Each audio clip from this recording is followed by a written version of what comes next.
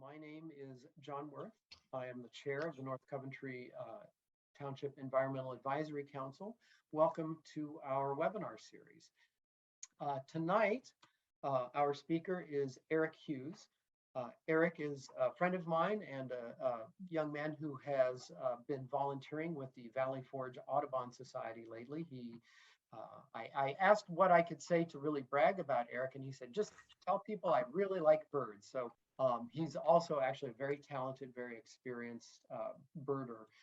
And so I would certainly encourage you, if you haven't done it yet, get an opportunity to go out birding with Eric, please do. You will not regret it, I guarantee that. Tonight, he's giving us a talk about some of the eTools of the trade. That is the trade of birding. So resources for identifying and counting birds. So Eric, with that, please take it away and thank you. Yeah, thank you, John, for that great introduction. And thank you to the North Coventry EAC for inviting me tonight. And most importantly, thank you to all of you who took the time to join us here tonight. As John said, my name is Eric Hughes. I'm an East Coventry Township resident, and I've really been passionate about birds for as long as I can remember. Recently, I've gotten involved with the Forge Audubon Society, and if you haven't heard about them yet, or if you haven't looked into them yet, I would strongly encourage you to do so. But I've led a few bird watching excursions for them at local parks, and that's shown me how rewarding it can be to share bird-related information with others. And so I was thrilled when the EAC approached me about doing a webinar that focuses on one of my favorite topics. So in this presentation, I'm going to be covering eTools, or electronic resources, that are available to help us identify birds and count and record what we see while we're in the field. The idea for this topic actually came from folks that I'd spoken with on some of these trips with Forge Audubon. And, you know, a lot of the people who go on our excursions, they've maybe heard about some of the birding apps that are out there, specifically Ebird and Merlin, but they might not be, frequent users, or they might not have even used them at all. And so I figured this would be a great venue for reviewing those two apps, specifically smartphone apps, Ebird and Merlin. So my goal is to make it so that 1 hour from now, you'll be comfortable with setting up Ebird and Merlin on your devices and using the apps for their primary purposes. And for Ebird, that would be keeping a checklist of the birds that you see. And for Merlin, that would be identifying unknown species. And I felt the best way to do this would be to go through the entire process with you, start to finish. So from starting the checklist to submitting it in Ebird, and from the start of identifying a bird to finally being able to put a name to something that you might not recognize. And so I do just want to say in the beginning here, though, that if you use Ebird and Merlin often and you don't really have any trouble with the major features, I will still be going over some of the fine details, but the majority of the presentation is likely going to cover some things that you already know. It's very much a 101 webinar. This time of year is actually a great time to have this discussion, because right now we're in the heat of spring migration. And as you sit here on this call, hundreds of thousands, if not millions, of birds are gearing up to move into and through Pennsylvania overnight. Now, it's important to note that many of the birds that we see in our area are only present for part of the year. Some spend only the cold months with us. Some are only here in the summer to breed. But then there are two transition times, the spring and the fall, when birds are migrating. And for a few weeks in spring specifically, the winter birds are preparing to head out. And the summer, the breeders are just starting to arrive. But we also get to see a whole host of species that are just moving through temporarily and can only be found here for a few weeks out of the year. And that means things can get overwhelming. And that's not just for beginners, but for bird watchers of all skill levels. So especially at this time of year, how do we figure out what we are looking at, and how can we possibly keep track of all that we see? And the little recording that I just played for you here, that was it's through a tool called Birdcast. It's an online resource through Cornell, and basically they can pick up these quote unquote clouds of migrating birds using weather radar stations. And so the really bright the bright lights that the bright colors that you were seeing here on the map indicates really intense migration. This was back at the end of April. So there was a lot of migration going on, and there still definitely is right now. These are some of the fundamental tools of birding, not including binoculars, of course, but I can't really think of any birder who wouldn't take a pen, notebook, or a field guide with them while looking for birds. And this is still what some birders choose to use, which is great. But for a while, there really wasn't an alternative to this when it came to identifying birds and keeping track of what you saw. So you'd go out and you'd scribble down the names of what you could identify. And if you came across something that you didn't recognize, you'd have to page through a guide to find it. And you'd have to take detailed notes about what the bird looked like if you didn't recognize it, and hope that you could somehow identify it when you were back home. And that worked, and it still does, but now we have these. And as technology developed, there became alternatives to the traditional methods for bird identification and list keeping. So with a smartphone, you really eliminate the need for paper guides and lists. Now, I want to be clear, you don't have to go electronic. There's absolutely nothing wrong with the so-called, traditional way of doing things. But what I want to do this evening is walk you through the two apps, Ebird and Merlin, and explain why I think that any of you with a smartphone and or a computer should consider using them. Because ultimately, I really feel that they are incredible assets in the field, not just, for you as a birder to help you take it to that next level, but when you use, especially Ebird, you're benefiting the community of bird enthusiasts around you. And at the broadest level, you're contributing to research and science as a whole, which we'll touch on a little bit later. But before going any further, I just want to make sure that we are all on the same page when I say Ebird or Merlin Bird ID. So both of these are apps that you can download onto your smartphone. And you can think of Ebird as one big database for bird observations. And in fact, it's the largest such database in the world. Each year, birders of all skill levels report a combined 100 million observations, with more than 1 billion observations total kept in Ebird. And it's not only for checklists and bird observations, it actually connects with another massive archive, that is the Macaulay Library at the Cornell Lab of Ornithology, to share your photos, or to store your photos, videos, and your audio recordings. And it allows you to explore the observations and that media at spatial scales ranging from just a tiny point on a map all the way up to entire continents. Merlin, on the other hand, is an app for identifying birds, not really keeping track of the birds that you see. It'll tell you when and where different species can be found, and it knows this because it's pulling information directly from what people submit to Ebird by observers just like us. It offers 3 different ways to help you identify birds, the first being a series of questions that you can answer about an unknown bird to form a sort of description of it, and then it'll help you identify it from there. But you can also take a photo or record audio, and artificial intelligence and computer vision will go to work to tell you the species that you're most likely seeing or hearing. So for species in a given area, it gives you a description, pictures, sound recordings, and anything else you might need to know to identify that and other birds that are around you.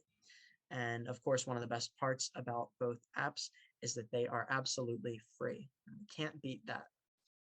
So I had a tough time settling on a way to best talk everyone through the apps. But I was thinking that what I'd really like to do is have my screen shared with you as I actually go through and use Ebird and Merlin live. But because my faith in Zoom is, and I guess my devices is, my faith in those are limited, I decided to just put together a series of screenshots that'll hopefully have the same effect. It'll almost be like a live walkthrough. So I'm going to show you how you might use these apps on a birding outing of your own, from the start to finish of a checklist or just an attempted bird identification. But to start, because this is a presentation for North Coventry's EAC, of course, I'm going to have you all pretend that you're heading over to North Coventry's premier birding destination, Coventry Woods, for some migration birding later this week. So Coventry Woods is just going to be the location that we focus on for our eBird list and our mystery bird identification later. Okay, so you arrive at Coventry Woods on the morning of your walk. You can hear all the bird song around you. You can see a bunch of stuff up in the trees. and you can't wait to get started. But the first thing that you have to do is start your Ebird checklist. So you download the app, of course, but once you do that, you'll click into it. And for those of you who don't have an Ebird account yet, or haven't installed it on your phone before, this is the screen that you're presented with the first time that you open the app. So if you already have an account, you can input your username and password to log in. But if you don't, you're going to have to press the Create Account button down here. And that'll take you to your internet browser, where it'll have you enter some information to get your account set up here. And I'm bringing us to this page because there are a couple things I want to touch on. First of which is on the left side of the screen. You'll see that list. And those are all Cornell projects that are incredible resources for learning more about birds, for keeping track of the birds you see, and more. I think I've used all but 1 or 2 of them just in the last few months here or so. So we could do an entire webinar on all of those, and I won't cover them tonight. But in keeping with the theme of great e-resources for birding, I just wanted to encourage you to check all those out. The other thing that I wanted to mention here is that you should be careful when choosing your username, because this at this time they offer no way to. Oh, sounds like someone needs to mute. But you might look for the 16th if that works. But at this time they offer no way to change your username once you create it. So I didn't realize that when I made my account, and that was years ago. So unless they change something about how they, their rules and regulations about your username, I will forever have my data tied to the account username birdkid171. While that worked when I was 14 or 15, it's not going to really have the same effect when I'm 35, 40 years old. I think it's going to get pretty old. So be careful, choose wisely. So you do that, you log in, create your account, log in. This will be the next screen that you see. And again, this is only the first time that you open the app. So this is where you'll set some of your fundamental preferences, starting with the species name display. So common names are those used locally or across one language, whereas a scientific name typically consists of 2 parts. It's rooted in Latin or Greek, and it's used especially within the scientific community to identify a species across languages, so that there's no mistaking exactly what you're talking about. And you can use scientific names if you want, but common names are obviously what most birders use day to day. So that's what I'm sticking with here. There's then your language preference, and I wanted to mention here that there are 89 different language options, I believe, in Ebird. So anything that you could possibly want, but I'm sure most of us will be using English. There's an option to show subspecies, and you don't need to worry about these for our 101 class here. It's perfectly fine to not identify birds to that level. Essentially, it just gets into different looking groups of birds. Maybe they're different parts of the, an East Coast population and a West Coast population. They might look very different, but they still are classified as the same species. We're not going to worry about that here. And then this last part is your preferred unit for the distance that's displayed on your checklist, when it's going to show you how much ground you've covered, if you covered any at all. So I'm keeping that in miles. Press continue, and the next screen is going to prompt you to download a bird pack. And as you can see here, a bird pack is the collection of species that you might find in specific regions. And so essentially, by downloading that data and storing it on your phone, you can have a list of birds that's tailored to your specific area, your specific location, without an internet connection. And I'm sure, as many of you know, if you're out in the middle of the woods, out in the middle of nowhere, you might not have an internet connection, and we want to be able to use Ebird. We want to be able to use Merlin. So downloading these packs, it's critical. Now, Ebird's going to ask to use your phone's location to automatically determine the best bird pack for you. And I do want to take a step back and just point out that GPS overall is an incredibly important element of Ebird. So I recommend giving it permission to access your location. It will automatically select your location when you start a checklist.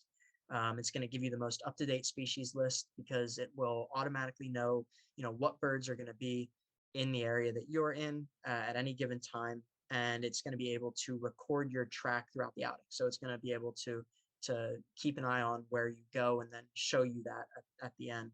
And I say all this because I know some folks, I've spoken with some people who may be apprehensive about providing your location data, but ultimately, you're going to be submitting a list for a specific time in a specific place, so they'll kind of have that information already, right? But if you really don't want to give them access, you can just manually select anything that would be automatically selected if GPS was turned on. So I gave Ebird permission to access my location. And as you can see, it suggests that I download the Pennsylvania pack because it sees I'm in Pottstown. So I'll just click the Get button over there on the right. And after that, it brings me to this page. And this is the page that you will land on every time you start the app moving forward now that your preferences have been set. So this is a very simple interface. You can select the time and the date, and below the time, you'll see there's that record track button. I just touched on that a little bit.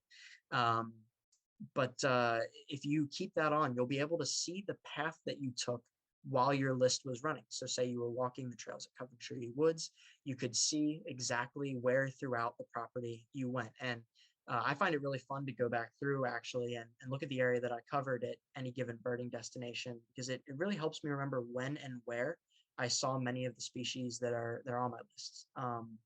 You also see a series of 4 buttons along the bottom.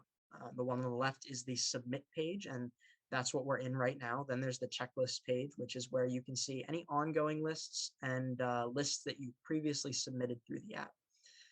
Next to that, there's the explore page, which allows you to see local hotspots and species that have been seen in your area. I'm not going to go too much into detail about that. The others are straightforward, but this one, there's a lot to it. That would take up a lot of our time. So I'm not going to do that, but I would definitely I would encourage you to explore that. And then finally, there's a tab for your profile, and in there you can see some of your stats, like the number of species that you've seen and the checklist that you've submitted. But anyway, we just want to start a checklist now, so we're gonna tap on that green button there and get things going. So once you start the checklist, a species list is going to appear, and these are just the first 14 on the list. It goes much further down than this, but essentially it pulls your location from your GPS, and it gives you a list of birds that you may see based on other checklists that have been submitted for your area. And you can actually see there at the top of the screen, there's some tiny text that says that the list that you're seeing has been built with using 936 checklists from an area surrounding you of 20 kilometers by 20 kilometers. I think that's roughly 12 and a half miles. So it's pulling what other people have seen, and it's showing you a list based on that. But before I get too deep into that, I want to turn our attention to the little orange dot up top with the text auto selected. And this is where you're going to select the specific location where you're going to be conducting your birding. So you'll be brought to a map with birding destinations nearby that you can choose from.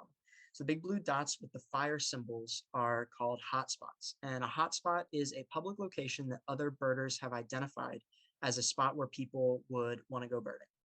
And the hotspot designation is really useful because other birders can submit to that location, and other people can see all of the lists that have been reported for those sites.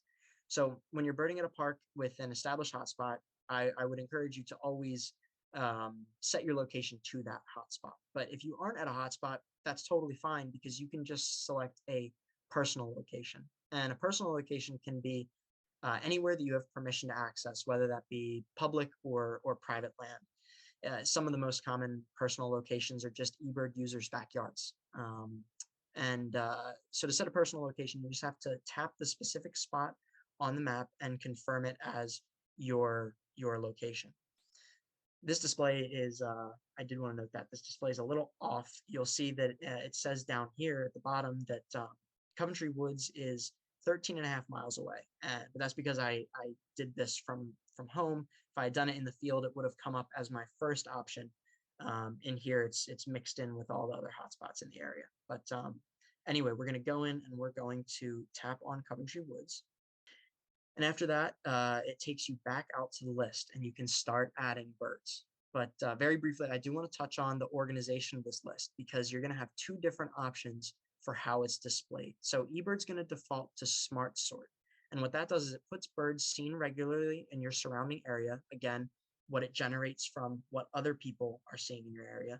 It's going to put the most frequently observed birds in a category at the top there.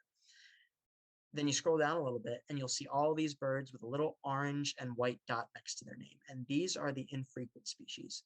And by infrequent, it gets a little tricky. I don't want to get too far into the weeds, but I do think it's interesting to know what the threshold is for what makes an infrequent species. So according to Cornell, an infrequent species is one that has been reported on at least one checklist, but no more than 6% of checklists reported in your 20 by 20 kilometer grid that surrounds you for a very specific time period. That time period is the 3 weeks that surround the date that you are making your observation. And it goes back 10 years. I know that was a lot, probably very convoluted. But essentially they are ones that really aren't seen all that often. Now, I don't know why specifically they chose 6% as the cutoff for uncommon species, but more often than not, I'll get the majority of birds without a dot, so the common ones, and only a few that don't have dots, so the infrequent ones. So I'd say it's very accurate. And if you scroll down a little bit further, you'll come to unreported and non-species. So you'll use a non-species tab when you can't identify the bird that you're looking at. So say a bird passed quickly in front of you, and although you could tell that it was a sparrow, you don't know whether it was a song sparrow or a white-throated sparrow. So in that case, you would want to add 1 to sparrow SP, and it's the SPs here that you see on the side, SP period, that stands for species. So just visible to us here, it's goose SP, that's goose species, swan SP, swan species, et cetera, et cetera. So then you have the unreported species. Those have red dots next to their name.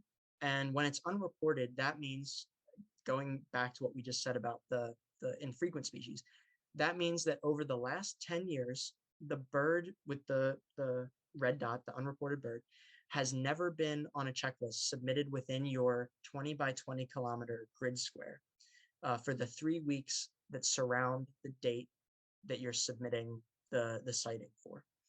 So an unreported bird is generally extremely uncommon, but they aren't always considered rarities, which we'll talk more about in a bit.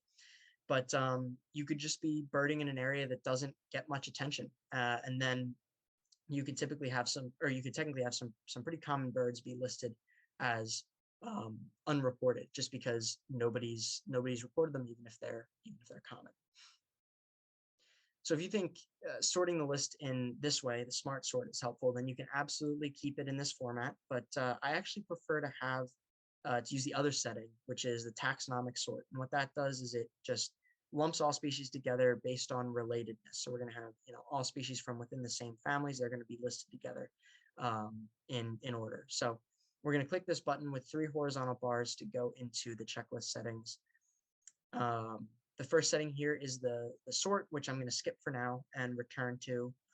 But the next one here is an option to show rarities. And I keep this off because it can be pretty overwhelming with how many rarities there could possibly be for one spot. You might be wondering what makes a species rare. And essentially, a species listed as a rarity can be one of 3 things. So a rarity can either be truly unusual for an area. So for example, a species that's only found in California, if that made its way over here, then that would be, a true rarity. A rarity could also be a bird that is normal here at certain times of the year, but it's out of season. So for example, dark-eyed juncos. Dark-eyed juncos are very common here in the wintertime, but if you reported them in July, I can guarantee you that that would be flagged. They're not typically here in July, so they'd be marked as rare even though they're here all throughout the winter. And finally, a species could be marked as rare if the number you report is too high for a particular period of time. So during migration, you may be more likely to see a large number of one bird species, whereas reporting that same number of that bird after migration might cause a sighting to be flagged as rare. And all of this is determined by volunteers who know this area very well and have a good idea of what should or shouldn't be seen around here, how that might change throughout the year, and how many of each species we can expect at different times. So a little bit later, I'm going to go over what you have to do if you end up having a sighting that's been flagged as rare. But we're going to go down to the next option here, and that is selecting your observation type. And by default, it's set to automatic. And what that means is that Ebird is going to take the amount of time that you were birding and the distance that you covered, and it's going to use that to determine which protocol between traveling, stationary, and incidental best suits your list. But it's important for you to know what this all means so that you don't just have to rely on Ebird to just pick it for you, and you don't, give it much else thought beyond that. So the first major protocol here, the type of observation period, or the type of observation that you're submitting, is traveling. And a traveling checklist is one where your birding takes you more than approximately 100 feet from where you started your checklist. And so a great example of this is when you go to a park, you'll probably start your checklist in the parking lot, and then you'll walk the trails and loop back to the car. So you were traveling while you watched birds, so obviously it makes sense to pick the traveling protocol. But one thing to note is as you record the distance that you travel, also keep an idea in your mind of how much of the walk involved backtracking. So in other words, walking portions of an area more than once. Say you weren't on a loop trail and instead you just did an out and back. Ebird doesn't like when you backtrack, and they ask that you subtract from your total distance any segment that was covered more than one time. If you walked a half-mile trail out and the same trail back, it's going to originally show that you covered 1 mile, but you really need to change that to half a mile because you walked the same stretch of trail twice, and that's just for their data quality purposes, I'm sure. And then the next protocol is a stationary checklist, and that's even more straightforward. This is the protocol that you'll use anytime you stay within roughly 100 feet of the spot where you started your list. So say you're sitting at a park bench for a few minutes and you want to keep track of the birds that you're seeing, you can submit a stationary eBird checklist for however long you decide to observe. And then finally, you have the incidental protocol, and this is what you use to submit lists that you keep when birding is not your primary focus. So say you're driving and you see a really neat bird along the highway. That happens to me. I get way too distracted when I drive. But you can submit a list with that one species on it, and after you park, obviously, but it needs to be an incidental checklist. So that's going to indicate that you are only recording a subset of all species that are out there, and you really aren't giving birding your best effort. So I'm keeping that at automatic. I'm going to let Ebird detect it for me. So now I'm going to switch the sorting to taxonomic. Like I said, this is going to put birds in order where they are nearest their closest relatives, as determined by the smart ornithologists who study bird evolution. The same or similar taxonomic order is used in bird field guides. So this sort setting will actually help you remember the order of birds in books and in other resources too. So that's my preference. So this is the new list, and I've scrolled down a little bit to the warblers, but you'll see that the birds with dots next to their names are mixed right in with the common species. But this is going to show you all of the, for example, warblers together, no matter how frequently they're observed. It's not going to separate them anymore. So now it's finally time to add species to our list. And the way I do this is as I'm walking around, every time I see or hear a bird, I type its name into the search bar up here. So you just tap on that, it'll let you type it in. And so say we saw a cardinal on the trail, I could either start typing in cardinal or the full name, which is northern cardinal, and you'll be presented with a refined list of birds with names that match what you're searching. So you'll see northern cardinal is the 5th option, and all you have to do to add them to your list is tap the little plus sign to the left of its name. You tap one time each time you see or hear an individual that you haven't already counted. I'm not going to cover in depth the best practices for counting birds on your trip, but in general, you want to be conservative and not overcount any species. And a great place to start with that is with the maximum number of any species that you see or hear at one particular time. That gets a little tricky when you are moving. But say we saw 2 cardinals in the parking lot, and then we walked a half mile down the trail and we saw another one. We can pretty comfortably assume that it isn't one of the individuals from the parking lot. That varies by species. Some are more mobile than others. Some like to hang out in generally the same place. Others may move quite a far distance. So it's very variable. And I can definitely share more resources for the best practices for counting birds too, upon request. So if you want to add more details for a species, you just click on its name. And right here, if you tap the box with the number, you can manually type one in. And this is useful when you see a big flock of birds and you don't want to keep tapping the plus sign on the main list. You might get a big flock of geese flying over and you're not possibly going to tap 100 times. You just come in here and you type in the number manually. Below that is a details box where you can type in any comments that you want about the bird. So if you saw it doing something cool, if you maybe got a large number of one species and you want to explain your count, if you had 80 blue jays, you could mention how many of them you saw flying overhead, because sometimes you'll get big flyover flocks. You can really make this anything that you want, and I often use it to take notes so I can more thoroughly remember my outings when I'm looking back on old lists, but that's just me. Then you have a section for breeding codes, and this is actually relevant for this time of year because we are in the breeding season. This is another one of those sections that we could spend a lot of time on because, as you can see, there are many different codes here. But basically, this is just another level of data that the Ebird team collects on species because it allows them to keep track of how far along birds are in the breeding process, and they can see how that changes over broad geographical areas. So, for example, we may be reporting right now that cardinals are in the nest building phase, but down south, they may have been in that phase 2 weeks ago, and now their eggs have hatched and they're feeding their young. So it's perfectly feasible that we would have nest building northern cardinals. If we see one, taking nesting material and forming it into a nest, this is what we would select. You do not need to fill out this section by any means, but I would definitely encourage you to check out each of the different codes. It can just be another way it'll give you something else to look at while you're out.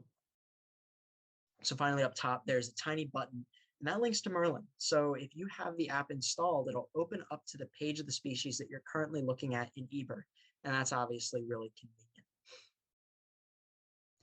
So you exit out of the cardinal and you continue on your walk, adding other birds as you go. I've put together a list of birds that we might have seen, and to quickly check that we have everything recorded and all of our numbers are accurate, we can press the check button at the bottom down there. And that just separates out the species that you've seen from all the species that you haven't seen. You don't need to keep scrolling down through the list and seeing all the ones that you didn't record. So once everything looks good, in the bottom right, there will typically be a stop button. In this case, it says review because I've already stopped the list, but you'll go over to that bottom right corner, you press stop, and that stops the timer and the tracker on your list. It'll bring you to this page, which is essentially the final review screen for the Ebird checklist. And from here, you can edit the date, time, location of your list, the protocol, which was automatically listed as traveling. You'll see it switched it there.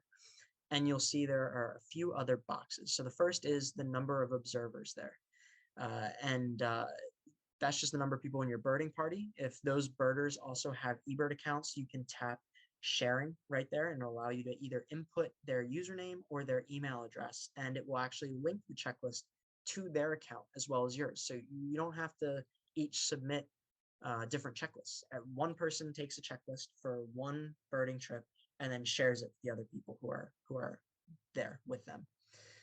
You can edit the duration and distance of your outing up top there as well. And then it'll prompt you to indicate whether you're submitting a complete checklist. And determining whether or not you're submitting a complete checklist is very important. A complete checklist is one that is kept for a time when birding was your #1 purpose and when you are reporting every species that you could identify while you're out. So when I say birding was your primary purpose, I mean that you weren't just outside gardening, you happen to hear a cardinal and decide to submit a list for it.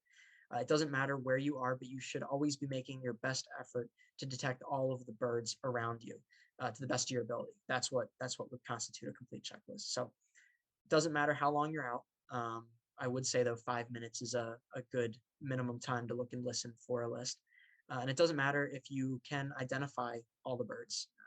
They just need to know that you identify all of the ones that you can. Again, it's really accessible to birders of all skill levels.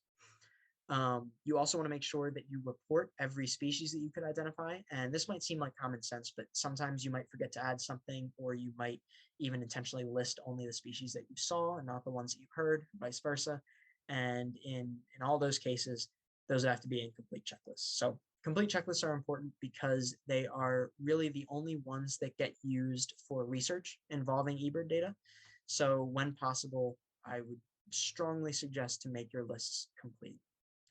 So you probably noticed that there is one bird on here highlighted at the top of the list, and that's because it is one of the rarities that we were talking about earlier. So you won't be able to submit your checklist until you provide additional details about this sighting. And you do that by tapping on its name like we did for the cardinal, and in the section where you can enter a description, you should provide as much detail about your encounter as you can. So typically this will be an overview of the bird's behavior, so where and when you saw it, and a description of the bird itself. So if you can get a picture or audio recording, that's like the best. That's what you really want to shoot for. But that way the volunteers who are reviewing these rare sightings can be as confident as possible that you did in fact see the rare bird that you're reporting. And in this case, we have an American redstart that's listed as rare. And the reason why this is listed as rare is just because it would be a little early. I think this list is for April, and so it's a little ahead of time, but they're here now. With that resolved, you are able to submit your checklist. And every time you submit one, you hit that submit button, just take a moment and recognize that you are actively improving our collective understanding of our feathered friends, contributing to science and helping bird conservation initiatives even just around the world. So that is the Ebird portion of things. But what happens if during your walk you see something that you don't recognize? Say you're working your way down the trail at Coventry Woods and this little guy appears in front of you. So this is a fairly common migrant in our area, so you may know what it is already, but for the purpose of this demonstration, let's just pretend that you don't. Luckily, we can use Merlin to help us. It's not going to identify for us. It's going to help us identify birds that we don't recognize. So just as I did with Ebird, I'm going to walk us through the process of identifying a bird from start to finish. So this is what it looks like the first time you open Merlin. You're going to need to give it your email to sign in, but unlike Ebird, you can just press the text there to sign in with your Google account, which is convenient. And again, just as with Ebird, you'll be prompted to install a bird pack. And this is really important for Merlin because it will allow you to access all of the different information for birds in your area without an internet connection. It's going to automatically detect the bird pack, the best bird pack based on your area. And again, it sees that I'm in Pottstown, so it's recommending the Northeast pack. One thing that I do want to recommend, or that I do want to note, is that you can browse all of their packs. And if you're taking a trip somewhere else in the country or even going abroad, they'll likely have a pack of birds for that area on here. And I love that because when you travel before, for birding at least, you would have to get a new field guide every place that you went, and it got expensive and it got cumbersome to drag all those, to store all of them and then drag them out the field with you.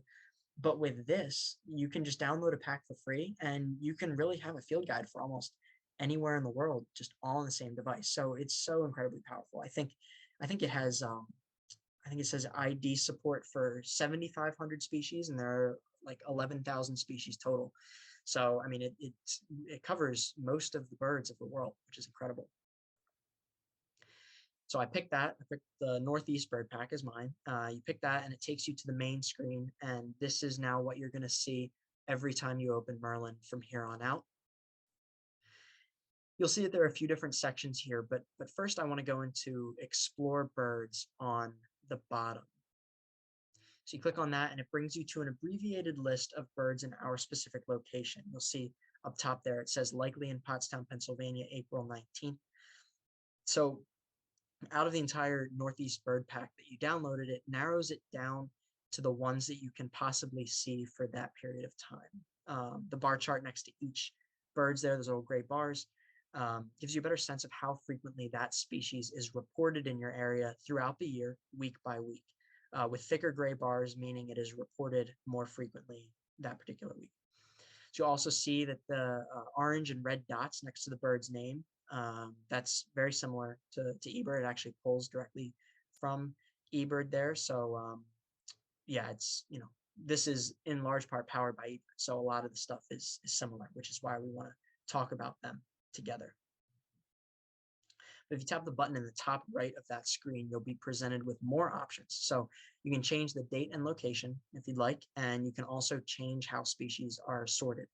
And again, this is similar to how the Ebird checklist settings are structured. One thing that I want to point out is up the top, you'll see a filtering option that right now is set to likely birds. You can tap on that and change it to an entire bird pack, which is what I do. And that will display all of the birds in the bird pack that you have downloaded. And I like to do that because it lets me learn about all of the birds that are possible in my region.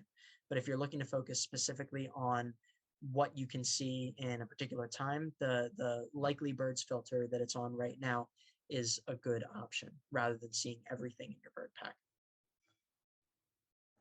So we'll come out of there and we'll click on one of the birds to see what info Merlin provides about each species. And I picked the wood duck because they are one of my personal favorites. Tapping on a species brings you to its ID info page, where it gives you a nice concise description of the bird's appearance, its preferred habitat, its typical behaviors, and some of the sounds that it might make. And you can also swipe through the pictures there to see what different sexes look like, what they look like at different ages, and also occasionally it will include an action shot. So something like a picture of the bird in flight, because I can guarantee you, you're not always going to get looks like this, where they're just sitting nicely in front of you. So next to ID info at the top there, you have two other tabs you can click into, and the next one is sounds. And as you probably know, birds have many different vocalizations, and certainly some more than others, but Merlin pretty much covers them all, which is amazing. There is really a really important point that I want to make here. One of the most powerful aspects of this app is that it gives us the ability to play just about any type of vocalization from every bird species in our area, but this is absolutely something that can be abused. There are people who will go into the field and regularly use these vocalizations to lure birds out into the open. And I want to be clear that you should not do that. That's not a good practice. Birds' lives are already difficult enough. They certainly don't need birders stressing them with the sound of territorial invaders that just don't exist. I'm all for using this in the field though, but if you want to play a song, just put your volume on low, only turn it up minimally and hold it up to your ear so that only you can hear it. But I will get off my soapbox now. The final tab up top is a map. It's just a distribution map, very straightforward. It tells you where the bird can be found at different times of year. So as you can see, the Explore Birds tab is one of Merlin's multiple useful features, but we're going to get back to our original purpose for going into the app in the first place, which is to identify this guy here. So you're going to go into the main menu and press Start Bird ID to try the first of 3 ID methods offered in Merlin. They keep it really simple. They've come up with 5 core questions for people to answer about birds that they want to identify, and these 5 questions narrow things down very well to just a short list of potential matches for you. So the first is location. So you can either type in the name of the area you're in. You can let the GPS tell Merlin where you are, or you can drop a pin on a map. But I already have North Coventry Township in here, so we'll just click on that. It'll then ask you for the date of your site, and you can manually change that by pressing on just the date button there in the middle of the screen. Then it's going to ask you about the size of the bird that you saw. And in our case, we saw that it was very small, almost like a sparrow, but it's the smallest option, so we're going to click that. Then you're going to be prompted to pick the bird's most prominent colors. Our bird had some white, it had some black, and I don't think that I saw much else. So we'll put those 2 colors in, but we could also choose a third main color if that was necessary. And finally, you are going to have to select the behavior that best fit your bird. The bird that we saw was hanging out in trees. So very simply, we're going to click in trees or bushes. And once you pick the best option here, you can tap identify and you'll be taken to your results page. And here they are. So this first one doesn't seem quite like it. It didn't have that beige underside here. So we're going to skip the chickadee and move on to the second option. And just like that, it found our bird. At least it looks to me like it got it. You can just toggle back and forth here a couple of times. You can see. Definitely looks like it got it. So answering those questions isn't the only way to go about identifying a bird that you saw. The photo ID tool is excellent for when you have a clear picture of a bird, or if there is one really close to you that you can snap with your phone. Obviously, keep in mind that if the picture is of poor quality, or if you're taking a picture of a bird that's more than just a few feet away from you, it's going to have a really tough time identifying it. But luckily for us, taking a picture of a picture is a totally viable way to use this. So I'm going to use my phone to just snap a picture of the picture that I had on the screen back there of the black and white warbler. So we'll tap on photo ID. It'll prompt us to either choose a photo, which is one that you can upload directly from your device, or you can tap the camera icon to take a picture in Merlin. So I tapped on the camera, and it took me to a camera within Merlin, and had me take a picture of our bird and then zoom in on the screen until it fills the box. And that's just so that it knows exactly what it has to identify. And it's really that you want to make sure that you zoom in as closely as possible. Then it's going to have you enter the date and location of your sighting, which it should be able to do for you automatically. You can also do it manually though. And then you're going to press identify down there at the bottom. You do that, and the first suggestion is spot on, which is pretty amazing. I think they say, what do they say? Merlin's photo ID is 90% accurate, I think, when you have high quality images. So that means it's still incorrect 1 in 10 times. So you have to do some exploration on your own. You have to make sure that the species that it's suggesting is in fact the one that you saw. You can't rely on it to be perfect, but it gets very close. It's very accurate. Now, there is a third way that Merlin can help you identify a bird that you see, or rather, I guess I should say one that you hear, and that is through its sound ID function. So you click on sound ID, and similar to photo ID, it gives you the option to either upload a sound recording to analyze or record live. So I'm going to press the record button, and that's going to have it listen to my surroundings and tell me what might be around me.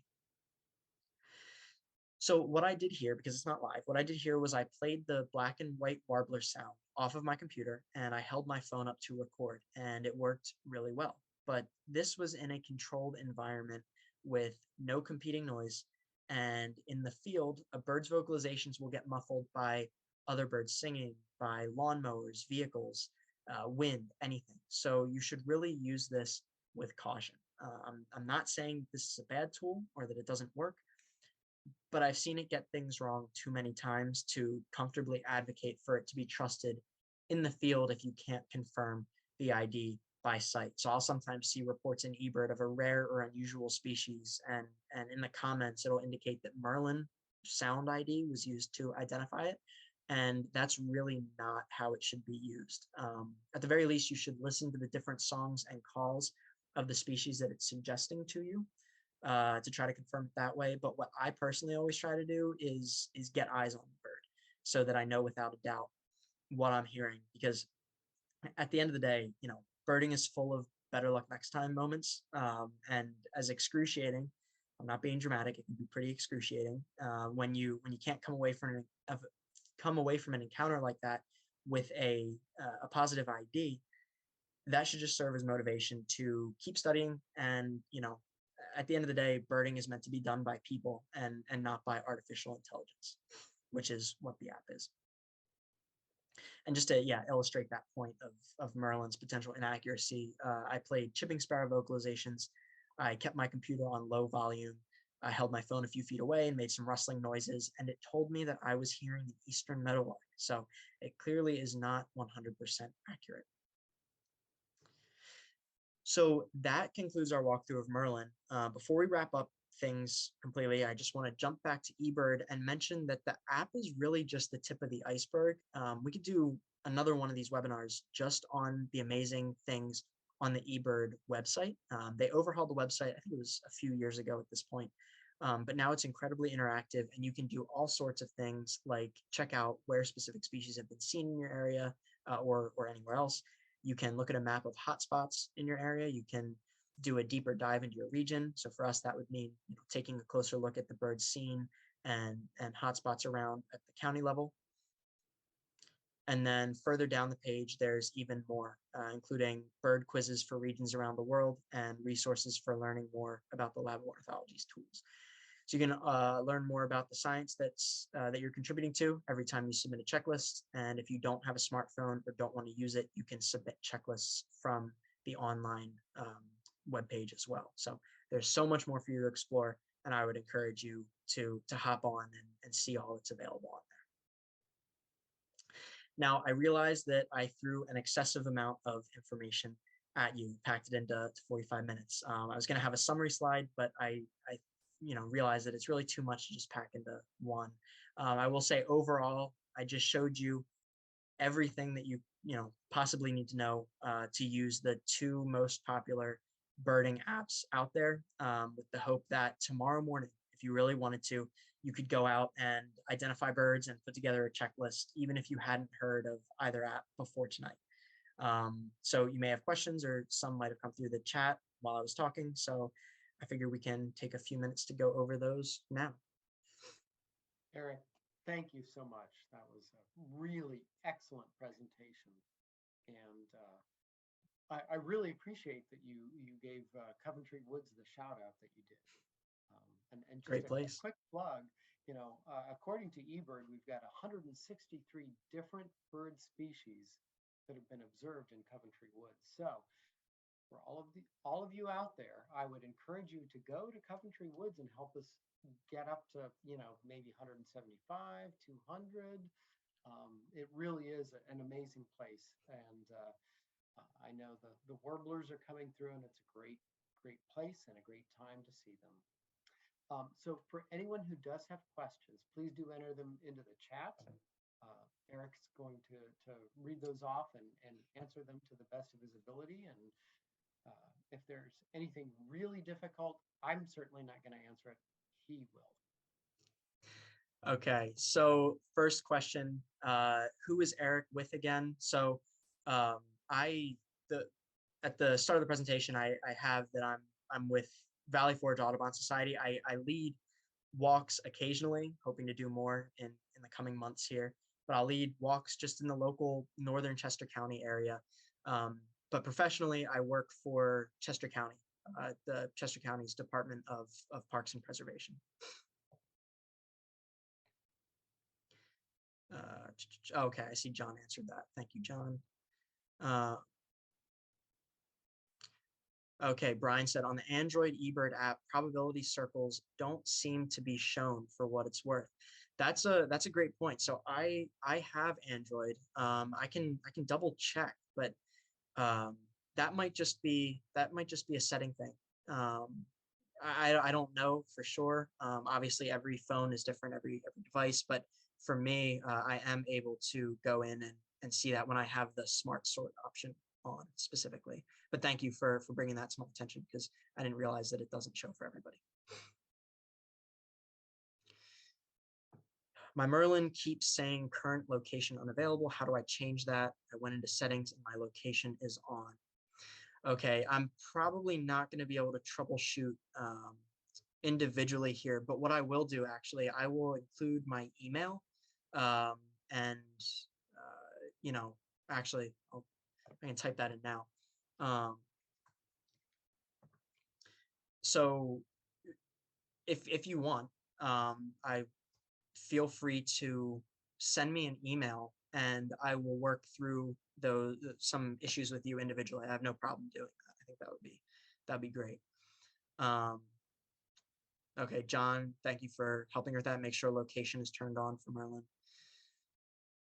Can you observe and create an eBird checklist after the fact? This is a fantastic question. The answer is, well, I don't know what officially Cornell would say about this, but for me, I would say yes. However, you want to be, actually, no, it is okay. It is okay. But you just need to make sure you keep track of all relevant information. So you're going to want to write down your start time. You're going to want to write down your end time so you can get your duration, how long you were out looking for birds. You're going to want to write down how much distance you covered. that's really gonna, and obviously all the species that you see, that it's gonna, you're gonna have to do that with pen or, pen and paper. What I don't recommend is going out, keeping a list mentally and trying to do a list after the fact. Yeah. That's you don't typically want to do that. But if you can write everything down, I do think it would be okay. You go online, you go into the Ebird website, and you can input all of that information manually on there. You can circumvent that, but if possible, definitely use the app. When you are in your list, hold on. Yeah, so when you're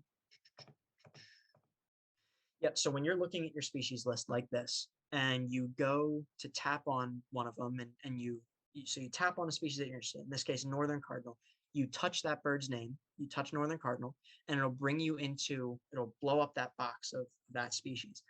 And you'll have all this extra information in there for that specific bird. Over on the right here, you'll see where the arrow is pointing to. You'll see that little tiny square with Merlin bird ID. So when you go in there, you just tap on that, and that should take you out to the Ebird or the Merlin app if you have it downloaded, and you'll be able to go through all the information that I showed you about the wood duck. It'll have that same information for all the birds here in your Ebird list. So I hope that answers that question. How do you turn location on in Merlin? Just put in place. Okay, that I think falls in the same category of what I said before, just troubleshooting individually. If you want to shoot me an email, please feel free. I'll get back to you in very short order. Any comments re the Audubon app? Another great question. So I personally don't use the Audubon app. I know people who have, and generally speaking, they really like it. It is very popular. I don't really think that you can go wrong. The reason why I like to use Merlin is because just because of the tie-in with Ebird. I mean, I think having the two that are more or less linked, they share a lot of data. Well, I guess Merlin pulls data from Ebird. It just makes sense. But I think Audubon provides more comprehensive information for each species than Merlin does, if I'm not mistaken. But it's just, Merlin is just a super simple user interface. I don't think you can go wrong. That's the question. So is there anything else that anybody wants to add before we go? Eric, I just want to thank you again for the presentation. It was really excellent. It was informative. It was terrific. I think you covered things really well. And one of the things that concerns me also is the way that some people use Merlin. It's a wonderful tool. It's really good at telling you what it's hearing and what might be around the sound ID aspect of Merlin. But like you said, you have to be really careful and make sure that you have some other way of, ensuring that you really did observe the particular species that you did. Yeah, so this has been wonderful, and I thank you for obviously you put a lot of time into the presentation. Very thoughtful, very helpful. Thank you for that. Thank you so much, Don. Yeah, and thank you everybody for joining. All right, thanks everyone. This wraps up our webinar series for the winter and spring of 2022, and hope to see you joining us in the fall when we will be having more programs like this.